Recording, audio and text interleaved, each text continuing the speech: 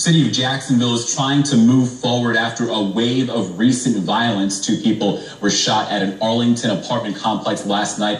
1 person was killed. On Friday, 16-year-old Edgar Robles was captured in Liberty County, Georgia. Authorities say that he hid out there after firing 5 shots at a school bus on the west side more than a week ago. And last Saturday, on May 16th, First Coast High School student and football player Jaquan Reeves was shot to death at Sheffield Park on the north side. It happened while 25 to 30 people were gathered at the park. Some were there to remember John L. Johnson. He was another First Coast High School student and football player who was killed recently. So joining us to speak about the violence is Martin Chapman. He is a former JSO officer who investigated burglaries and economic crimes, and he's also the author of a new sci-fi and crime mystery book called Red Halos. We'll talk to your book. We'll talk about your book in just a moment, but first we want to talk about what's making news around the area. What do you think needs to be done about the crime in Jacksonville? I think the initiatives that's going forward with community policing will work, but we need to take a proactive approach in getting these officers out into the community and making bonds with these youths that are at risk. To just give them a sense of a future that they have and can, prosper with. Talk to us about when you retired, and do you think the violence is worse since then? Yes, I retired 2.5 years ago, and I think the violence has gotten worse.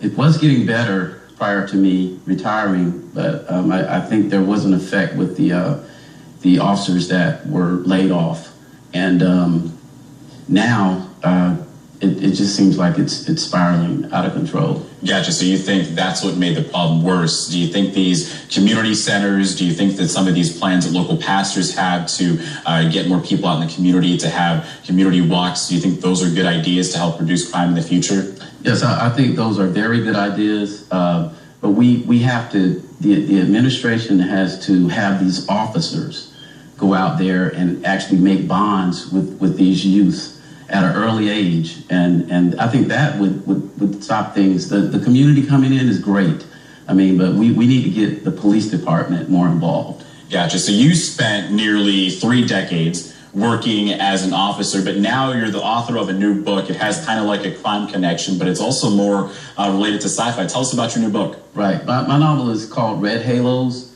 It's actually a science fiction thriller with a crime mystery twist.